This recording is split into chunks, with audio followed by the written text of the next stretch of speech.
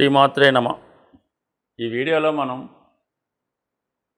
June 30వ తారీఖు నుంచి November 15వ తారీఖు మధ్యలో సుమారుగా 4 నెలల 15 రోజులు శని వక్రగమనం పొందడం జరిగింది. సో సాధారణంగా ప్రతి సంవత్సరం కూడా శని భగవానుడు సూర్య గమనాన్ని అనుసరించి ఈ విధంగా 135, 140 రోజుల్లో ఇంచుమించుగా 5 నెలల వరకు కూడా ప్రతి సంవత్సరం వక్రించి ఉండడం జరుగుతూ ఉంటుంది.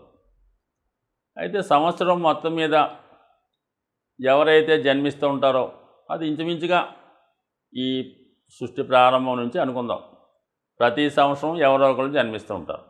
ఈ జన్మించిన వాళ్ళు గురుగ్రహం ఇంచుమించుగా ఒక 40% జాతకాల్లో వక్రించి ఉంటాడు. అంటే ఇప్పుడు మనకేముంది, ఈ సంవత్సరం 30 జూన్ తర్వాత నుంచి నవంబర్ 15 మధ్యలో ఎవరు జన్మించినా వారి జన్మజాతకంలో శని వక్రించి ఉంటాడు.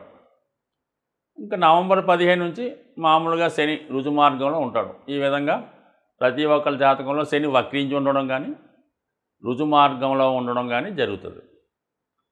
శని కర్మకారకుడు, జాతకుని యొక్క మొత్తం జీవన విధానాన్ని, అతని బాధ్యతల్ని, అతని కర్మల్ని తెలియజేస్తూ ఉంటుంది. అంటే జాతకుడు జీవనోపాధి కొరకు ఏ ఉద్యోగం చేస్తాడు, స్వతంత్రంగా ఉంటాడా, ఒకరి దగ్గర ఉద్యోగం చేయడం జరుగుతుందా, లేదంటే జీవితాంతం ఇతరుల మీద ఆధారపడి ఉంటాడా, లేదా తనే 10 మందికి ఆధారం కల్పిస్తుంటాడా అన్నది కూడా శని బట్టే ఉంటుంది.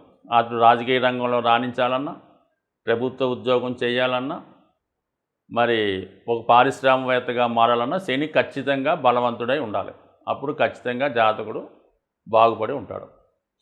సో అలాగే వివాహ జీవితం అనుకూలంగా ఉండాలన్నా, సంతానం అభివృద్ధి చెందాలన్నా కూడా శని బలం అన్ని విషయాల్లో కూడా, శని కర్మకారకుడు కాబట్టి అన్ని విషయాల్లో కూడా శని యొక్క పాత్ర ఏదో విధంగా రావడం జరుగుతూ ఉంటుంది. సహజ రాశి చక్రంలో మరి శని 10, 11 స్థానాలకి ప్రాతినిధ్యం వహిస్తూ ఉంటాడు.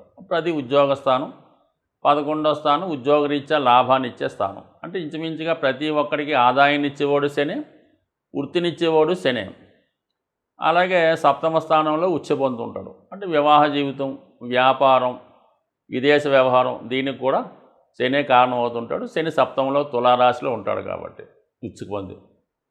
అలాగే మేషరాశిలో నీచ పొందుతుంటాడు కాబట్టి జీవితంలో కష్టపడి సాధించడానికి, అలాగే బాల్యంలోనూ వృద్ధాప్యంలోనూ జరిగే ఇబ్బందులకు కూడా శనే కారణం అవుతూ ఉంటాడు.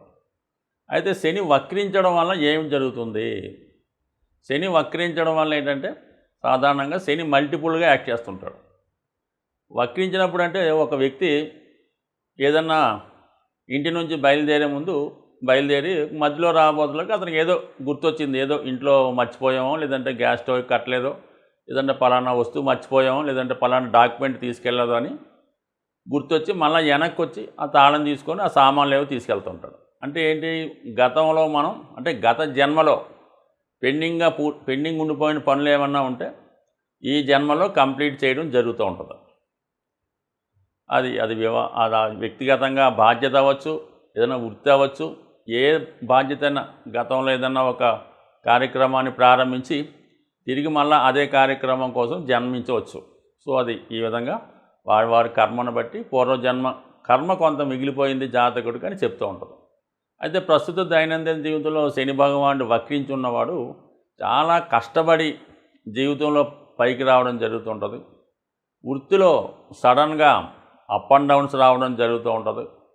అలాగే ఒకే వృత్తిలో కంటిన్యూ అవ్వకుండా ముందు చాలా కాలం పాటు ఒక వృత్తిలో ప్రవేశించి దాన్ని ఫుల్ఫిల్ చేస్తూ సడన్గా వేరే వృత్తిలోకి మారవలసి రావడం కూడా జరుగుతూ ఉంటుంది. అయితే చాలా హార్డ్ వర్క్ చేస్తుంటాడు. శని వక్రించి ఉన్నవాడు ఎవడైతే ఉన్నాడో వాడు జీవితంలో చాలా కష్టపడి పనిచేయడం జరుగుతూ ఉంటుంది.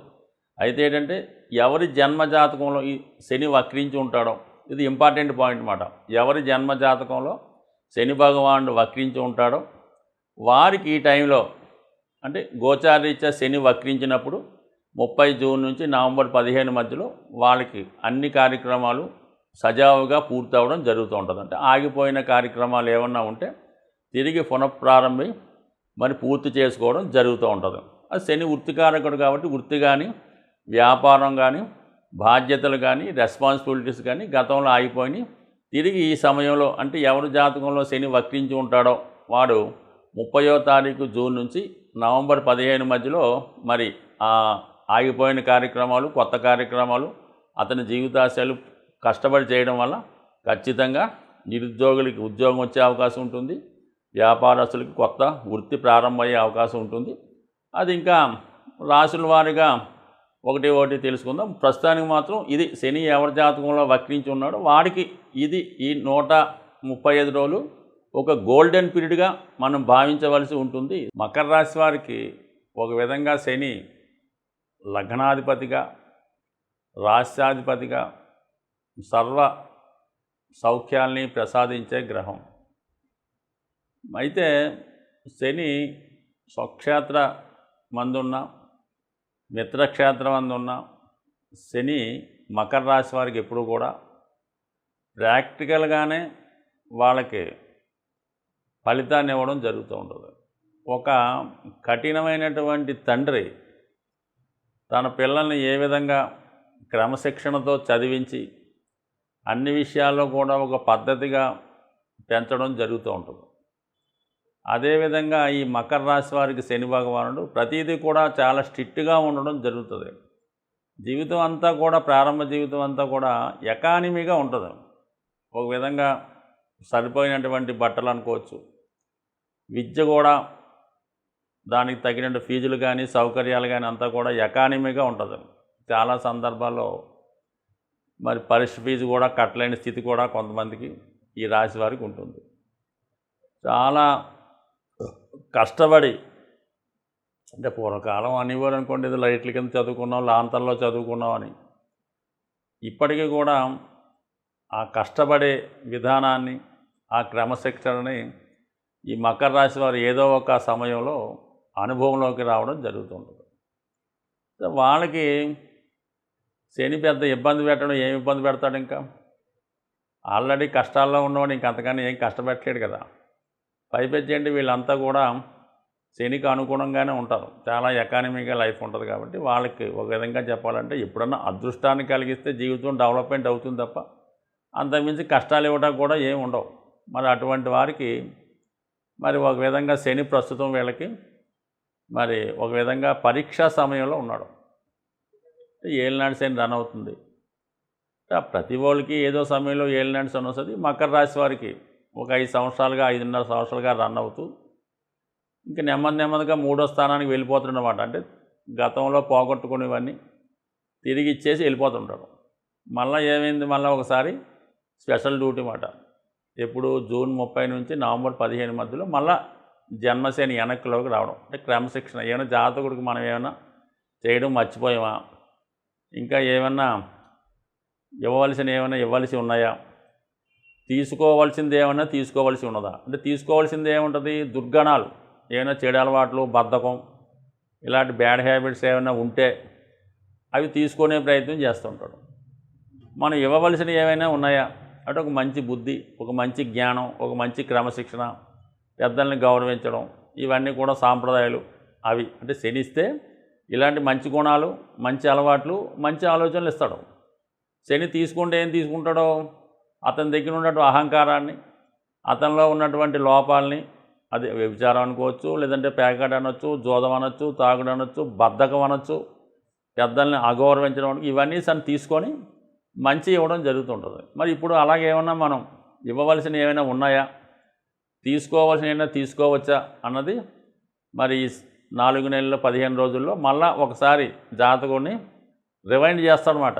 ఈ రివైండ్ చేసి ఒకసారి జాతకుడిని మళ్ళీ మిక్సీలో వేసి ఒకసారి ఫర్రమని బటన్ నొక్కి బయట తీస్తాడనమాట. మళ్ళీ శుభ్రంగా వాషింగ్ మిషన్లో తీసినటువంటి మంచి వస్త్రంలాగా మళ్ళీ తయారు చేసి మళ్ళా ఈ నవంబర్ 15 తర్వాత ముందుకెళ్ళడం జరుగుతుంది. అది ఈ ప్రయత్నంలో మరి జాతకుడు ఏమన్నా పోగొట్టుకున్నా తిరిగి సంపాదించుకునే అవకాశం ఉంటుంది. ఒకవేళ ఉద్యోగం కానీ, ఆరోగ్యం కానీ, ముఖ్యంగా వివాహం కానీ. ఎందుకంటే మరి ధనస్థానంలో ఉన్నటువంటి శని రాశిలోకి వస్తూ అటు సప్తమ స్థానాన్ని, అటు 3వ స్థానాన్ని, అది 10వ స్థానాన్ని వీక్షిస్తాడు. ఉద్యోగంలో అభివృద్ధి వస్తుంది, ఉద్యోగంలో ఉన్నటువంటి చికాకులు తొలుగుతాయి.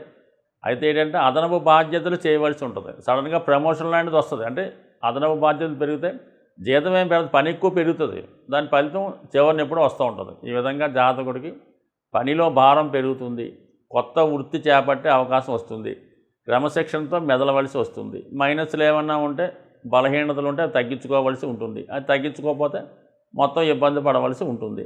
అలాగే ఏంటంటే మంచి సంస్కారాన్ని, అంటే విద్యార్థికి మళ్ళీ అయినా పరీక్ష పాయింట్ దాన్ని మళ్ళీ రాసి పాస్ అయ్యి మళ్ళీ మంచి ఉద్యోగం సంపాదించి మళ్ళీ కొత్త జీవితం ప్రారంభించే అవకాశం ఉంది. బట్ ఏదైనా మరి శని ఇప్పుడు ఈ సమయంలో మంచి వాళ్ళకి మంచిగాను, చెడ్డవాళ్ళకి చెడ్డగాను చేసే అవకాశం ఉంది. ఇది కేవలం మకర రాశి వారికి మాత్రమే. ముఖ్యంగా ఈ శని వక్రగమనంలో ఉన్న, రుజు మార్గంలో ఉన్న జాతకుడి మీద ప్రభావాన్ని మంచి కానీ చెడు కానీ జాతకుడి యొక్క వ్యక్తిగత అలవాట్లు, క్రమశిక్షణ, నిజాయితీ వాటి మీదే ఆధారపడి ఉంటుంది.